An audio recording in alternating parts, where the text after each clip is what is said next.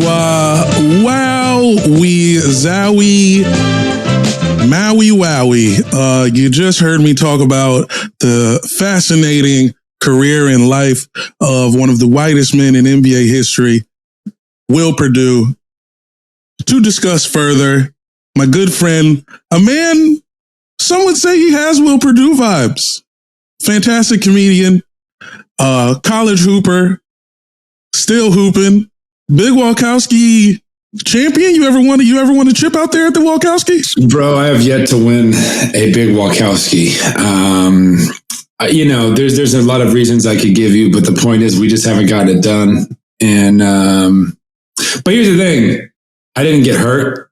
And so hey, that's a win. That's a win, dude. That's a dub. That's how I play these days. If I didn't get hurt and I hit a couple buckets, hey man, we won. So, in that voice you hear our guest, the luscious sounds of Kenny DeForest, everybody. Let's go. Thank you, Jamel.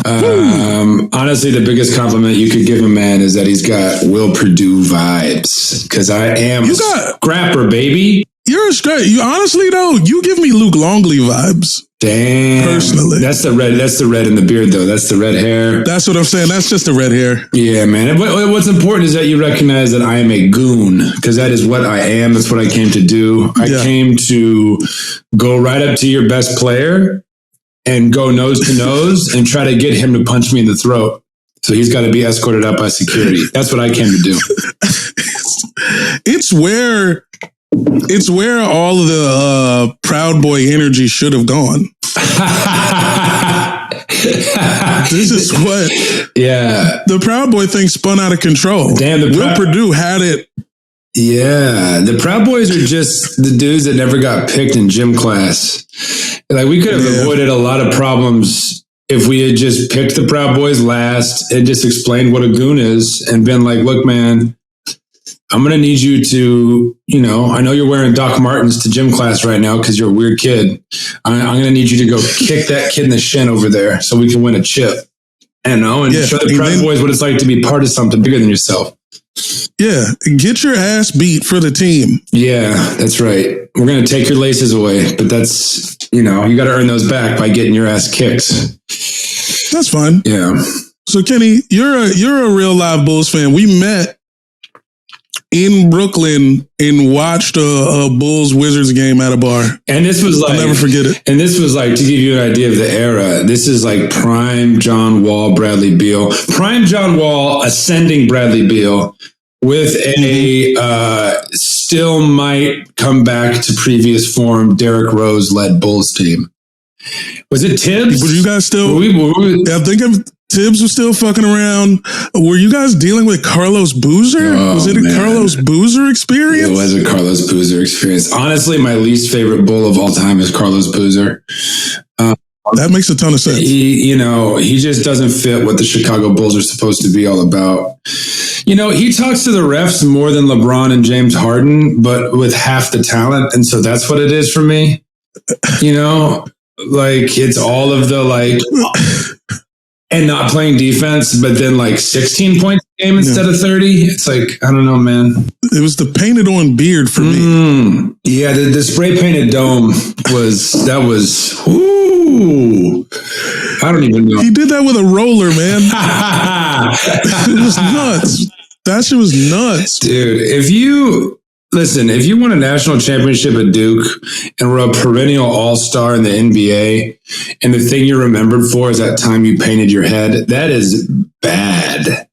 That is bad. It's rough, man. That should not be your legacy. You got to really mess up if you won that much, but your legacy is your head. You made a big mistake, Carlos. Every time I hear Carlos Boozer, he's like, hey, remember when Prince rented my house? It's like, no, dude, let's stick to the paint. Anywho, so you're a Bulls fan for life. We're around the same age. So it's like, you're kind of just born into the Jordan era. Yeah. Mm-hmm. Which sounds unreal. Yeah. Well, it was like, I came to understand that Bulls fandom, when I grew up, it's like I was basically a fan of the New York Yankees, but for basketball. And so you just get really accustomed to we win every year. That's it. And there's just no way around it. Yeah, and I definitely took it for granted. I mean, maybe I didn't take it for granted because my dad and I watched a shitload of Bulls games. But I just didn't know, I didn't have the perspective to appreciate fully what I was witnessing. So Carlos Boozer, least favorite Bull. Where does Will Perdue rank in your all-time Bulls? Well, sadly, he is just behind another goofy white center. I was a Bill Winnington head from way back. From way back. Because Bill had the goon tendencies. He also had a really nice tapered beard, and he had touch. Will Perdue, and his stash was crispy. So crispy, dude. And also, he was Canadian, so he added that international flair. We had a lot of international flair going on at the time. We got Luke Longley, the Aussie. We got Bill Winnington, the Canuck. Carlos Boozer, who is American, but he's from Alaska, which is what even is that? We had Tony Kukoc holding it down for Croatia. We were expansive. But Will Perdue, I would say. Will Perdue, for the laughs alone, is a top 10 Bull for me. My friend and I used to call him Smelly Will Perdue, despite having no tangible evidence that he, in fact, was a smelly man, but we just kind of knew. He's one of those guys Will Perdue kind of smells. And honestly, for the laughter alone, top 10 Bull all time.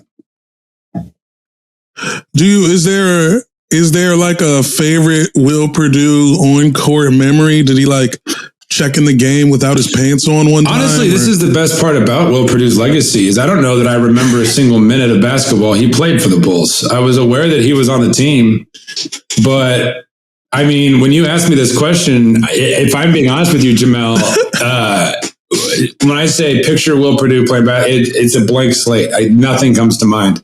Just a lot of him and the cool 90s warm-ups, kind of doing the Larry Bird towel spin sort of thing on the sideline. I do think he went at it.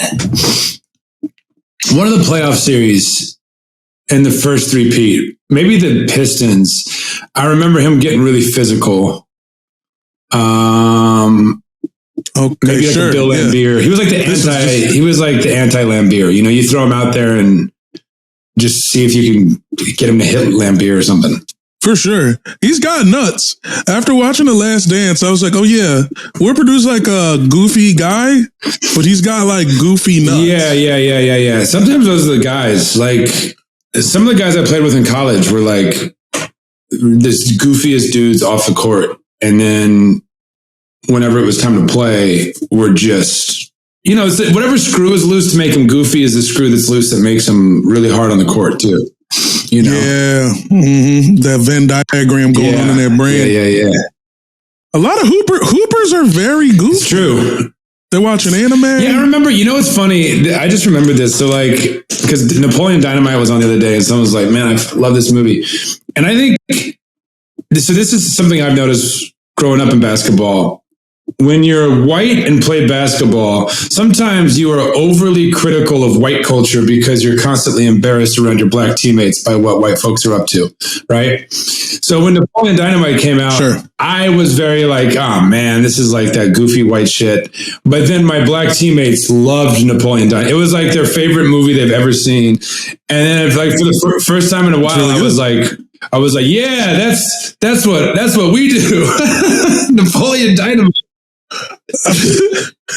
Well, that's the thing. In my head, I don't want to speak for all of Black America, but that's just how we think y'all all act. We think you're all Napoleon Dynamite already. So it's we like it when you're just being that, just be goofier, bro. No, it's all good. You can just, make more music without drums. Keep going. Yeah. More pedophile glasses. With your goofy white ass. Yeah. You don't have to be one. Just wear them dumb glasses, bro. You look great. Yeah, man. So point being, great movie. Yeah, I think we can all agree. An American classic. And Will Perdue was not in that. But honestly, to bring it back to Will Perdue, he could have been. That is the thing. It's Will Perdue vibes. He could have been. Oh, he would have. Like he's the guy. Cameo. He's the guy that a basketball scene with him. Uncle Rico. You know what I mean? Like that's Rico's nemesis. Yeah, man, fire. I can see it. He dunked on Uncle Rico in like '88 at the Idaho summer the Idaho potato jam.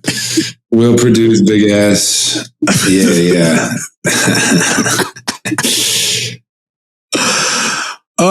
Man. Yeah, I don't remember Will playing either, man. But, Purdue on the back of a jersey, I wanted it because, like, Purdue Farms was so hot in the 90s. It's like, now it's like Bulls X chicken thighs. You eat those breaded chicken patty joints? You ever have those? Oh, for sure. Are you kidding me? Dude. I put a little cheese on there, melt it in the microwave. I remember dip it in ketchup. Come on. Sometimes I do barbecue sauce instead, and I would think I was being like refined. You know what I'm saying? Like, oh, this is like honestly, you weren't wrong, bro. That is that's upper echelon for sure. Also, I like that his name was Purdue and he went to Vanderbilt, like a different SEC school with gold and black colors. Like he could have been Will Perdue on Purdue. Because really, if you're good enough to play at Vanderbilt, you probably could have gone to Purdue. But although Purdue was kind of hot, maybe because Purdue was kind of hot in the. I remember Gene Cady, their coach, just Gene Cady walked so Stan Van Gundy could sweat through his suit jacket. Without a doubt, dude. Yes, without a doubt. Oh man. When you was a kid, did you hate Jerry Krause? Did it like get down to you, or you were like, you know what? Yeah, Krause is the devil. I did. I think anybody that would dare to disagree with Michael Jordan was a sworn enemy to me. Obviously that's my guy, always and forever. I want to be like Mike. And by that, I mean, alone and friendless at the age of 60, drinking whiskey by myself. I want to be like Mike all the way through. You know what I'm saying? Like, I want to be estranged from my own children because, I talk trash to them like they're opponents of mine. I want to talk to my own son like he's Kwame Brown until he gets caught tweeting at porn stars at University of Southern Florida. So I'm a Mike man all the way through, bro. But Krause, it was weird because I was like young. I was born in '86, so like the first repeat, I was a true child. But I was old enough to be aware of the fact that he was trying to get rid of Phil Jackson and break up the team. And like, I don't know that I understood what ego is at that time, but I identified something in Jerry Krause that I would later describe as ego. Cause it was just like, what? Who cares if you inherited some of this team, dude? This is the best team that's ever existed. Why would you break this up? You know what I mean? Like sometimes the smartest move is to not do anything. What are you doing? Doing way too much. Doing too much. Me personally, I'm a Scottie Pippen guy, just as a outside observer. Kawhi. And so I have So I have to give my guy Will double points. Played with him twice, Chicago and Portland. That Portland team, if I'm being honest, me too. One of my favorite teams ever. The Jail Blazers. You know who was low-key my favorite player on that team, which is hilarious? Brian Grant. I was a big Brian Grant head, dude. He was the only dude I hated. I hated Brian Grant, bro. I loved the blonde dreads. I loved the game that could only exist in the 90s. Obviously like Sheed was my favorite, but like that's like a no-brainer. It's like saying Michael Jordan's your favorite Bull. It's like, okay, cool. Yeah, sure. You're like, look, man, there's other people out here. You're just trying to acknowledge that. Brian Grant was the Luke Longley of those Blazers teams, and I respect those guys. You know what I mean? I would say he was the Will Perdue, but Will Perdue was also on the team. Man, Yeah, he was also Will Perdue there. I mean, Brian Grant, my thing with him was just watching Shaq abuse him. It almost brought me to tears. I'm in Virginia. I'm just like, please. Brian, what have you done? Brian, no. Yeah, I mean, that was their fault for running out a 6'9" center in the West. You know.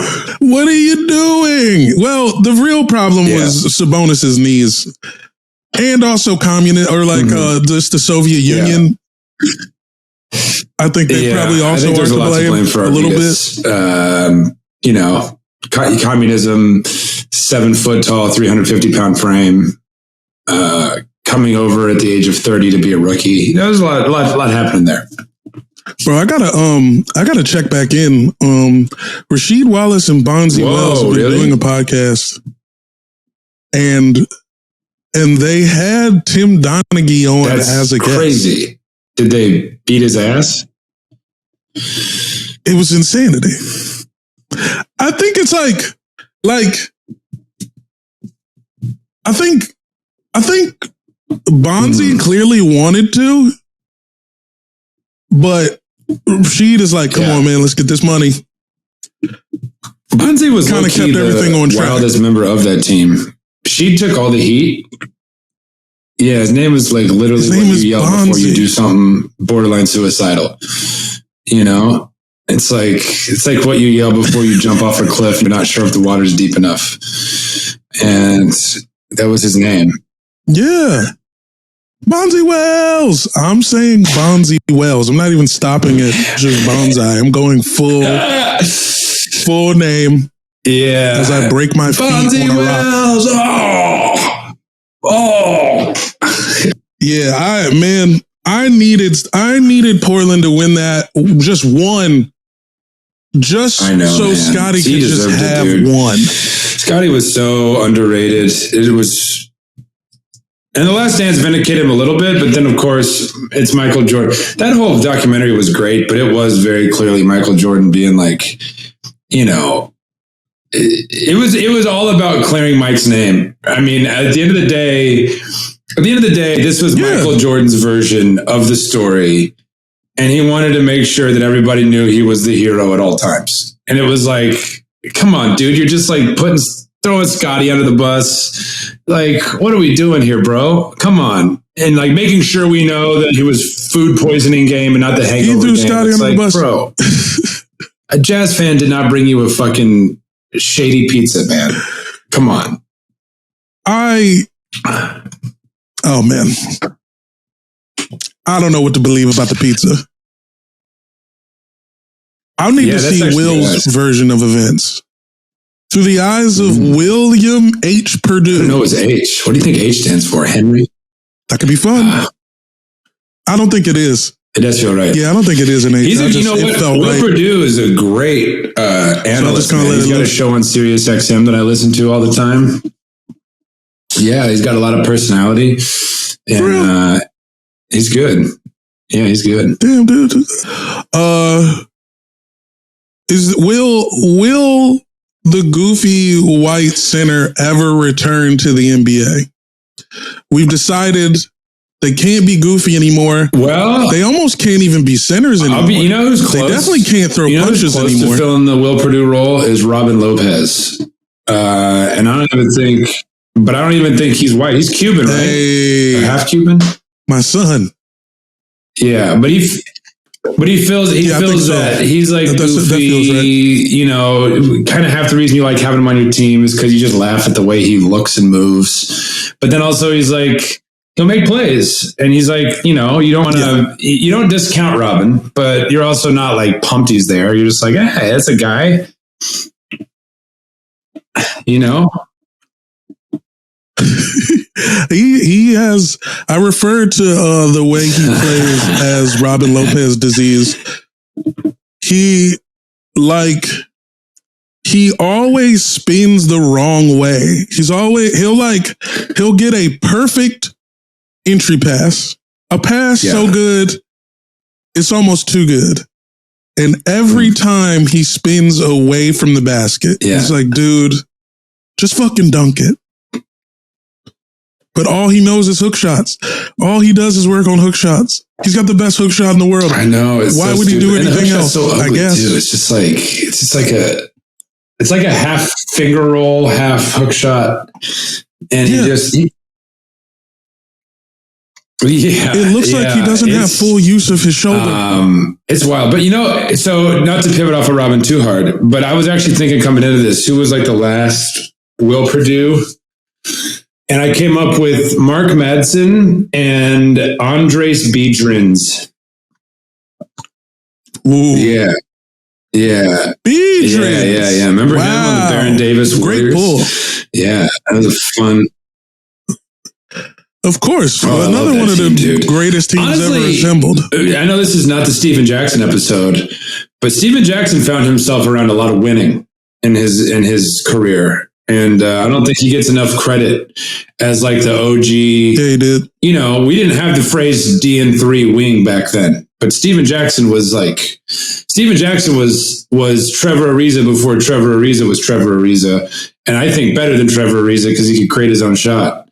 And oh, for sure. And he was clutch. Yeah. His field goal percentage goes up. Yeah. And he was in the fourth, you know what I'm saying? One thing we've learned from Malice at the Palace and The Last Dance is to be an elite defender, you have to be out of your mind, right? Like Ron Artest and Dennis Rodman are kind of the same guy. They're both just like leaving the team and just out here drinking Hennessy, tortured souls, just wild guys. Steven was like, right, and like, how do both guys Hennessy in the Gatorade bottle? Like, that's crazy. Are we in a simulation? But Steven Jackson had that, but it was like controlled. Steven Jackson was just like he was just a bulldog, man, and like he wasn't leaving the team. Like, in fact, Steven Jackson's the guy where it's like, bro, you got to leave the gym. You got to go home. And he's like, I don't want to go home, man. I don't like what happens when I go home. Like, he had that kind of. Steven Jackson is hood royalty. Steven Jackson would rather play on double rim. He thinks the single rim is too easy. He's like, come on, bro. It's like, this is bullshit. Yeah, man. Yeah. It's not windy. This is dumb. So good. And I honestly, I think nothing is more Will Perdue than the fact that you can't have a Will Perdue episode without talking about everyone that isn't Will Perdue. Like, that's kind of the most Will Perdue thing, For sure. That's the Perdue thing about it. Yeah, dude. Like, I learned more about Will Perdue for 30 minutes. This episode than I ever, that's the most I've ever known. I didn't know he was from Florida. You know what I mean? Yeah. And the fact that he's not even a notable person in his own hometown, but that is kind of Will Perdue. Like, he's there to blend in, he's not there to, you don't want to know Will Perdue is there. You don't want that. Yeah. And we love him for it. Also, how I play pickup. I'm just there to just kind of just exist. Mm-hmm. That's what it's all about. Man. Not get embarrassed on defense. You can't really count on me we're going to 11. No. You can't really count on me for a single point in that game, but whoever I'm guarding, I love that. I haven't played with you yet. They're not going to dominate. We keep missing each other. I'm excited for this run. I know, man. Look, I'm beautiful. I'm back off IR next weekend. Don't trip, man. I've been getting my game together. Let me bring it home. Let's bring it home. Man, I love it. I love what we're doing. How are you feeling? At some point, this is the thing. I've been talking about this for a while. I feel like first round draft picks are very overvalued in the NBA. And this is not the NFL. Like, the NFL, it's like you're still just throwing a dart. But the NBA, bro, like, usually there's like 5 or 6 guys that you definitely want. And then after that, you're trying to hit on a role player or whatever. And so all this criticism forever is like, you got to just keep drafting. Well, the Bulls have been drafting guys for 10 years. And it's like, at some point, you got to push your chips in. And, we have Zach LaVine. And then, like, of course, all the analysts and all the stats nerds and all the advanced stats guys are like, you trade him. And the whole time I was like, why, dude? He's 24. He's an elite athlete, which means his ceiling is kind of limitless. Like all the stuff that he could get better at are things he can work on. So as long as his skills, and he also had gotten better every season from his time in Minnesota till he was with us. And so I love it, man. Build a team around him. So the Lonzo move, super on board with. Great fit. Love the Vooch trade. Huge Vooch guy over here. Love me some Vooch. I love P. Will. Come on. Oh, good. I love to hear that. I knew that. I should have known. Number one. You got good taste. Well, because, I see him all the time. I have good taste, but, him being in Orlando as a Wizards fan. He's very underappreciated. And I think seeing him with a winning team is going to, kind of vault him up. Like, he's not like Jokic, Embiid's, Anthony Davis level, but he's not as far below that as people think. He's like, I think by the end of his Bulls run, he might be like, absolutely tier 1B as opposed to tier 2. Like that dude can take over games. And then people shit on the DeRozan pickup, but all that guy has done is play winning basketball. He averaged 7 assists a game last year. Bulls make the playoffs, yay or nay? Kenny DeForest, tell me now, please. The Bulls are going to make the playoffs. I think the ceiling is as a 4 seed. That will require the Sixers to be the dumpster fire that I think they could be, depending on how they handle the Simmons mess. Hey. I do think we have the potential to be better than the Celtics. We have the potential to be better than just about anybody except for the Bucks and Nets. The Heat are going to be very tough. I have a lot of respect for what they did. But I just like our team, man. It's a blend of veterans. I think DeRozan is like maybe miscast as a lead dog these days, but at this point, man, he could be the third. He could be the alpha when he needs to be, but he can also be the third option for stretches of the game. And we got shooting, we got defenders. The bench is nice and balanced, and I believe in Billy Donovan. So I think we're going to be a playoff team, and I don't think we're going to be in the play-in. I think we're going to be in the playoffs. A real one? Yeah, I got you guys are a 6 seed in my mind. We don't need to talk about the Wizards. This isn't a Wizards episode. Kenny, please tell the people where they can find you. You got a basketball story show. Well, I did the one, and I'm going to start it's funny. I just was thinking about how I really need to do that as a podcast. But so you know what? I will plug it. It's coming. It'll be called Hoop Tales with KDF. And the basic hook is it's basketball stories from people that it doesn't matter what level you played at. It doesn't matter if you played. If you have a basketball story about the time you went to Madison Square Garden with your dad and a drunk guy threw up on his back, that's a basketball story. So we're talking about that. So, but you can follow me on the internet. My preferred social media at this point is probably Instagram. It makes me want to throw my phone out the window the least. I am on Twitter, but I got a very volatile relationship with Twitter. But hey, if Twitter's your thing, follow me. I'll still tweet where I'm going to be. I just don't know what else you're going to get from me these days. Hey. Instagram, we out here. Subscribe to my YouTube channel too, because I'm about to start releasing a bunch of clips from a special taping I did. So you can just find me, Kenny DeForest, on all that stuff. That's DEFOREST. Yes, you got to get your own name. I really wish I did, but there's a dude who wrestled at Purdue. Oh wow! It all comes full circle. How about that? Once again, thanks for coming on the show, Kenny. Kenny DeForest, folks. Park your car, or even if you're on the highway, put your car in park and give it up for Kenny DeForest, folks. Thank you, Jamel. Thank you. Much like you, Will Perdue's a real one. You know what I'm saying? It's the absolute truth, Ruth.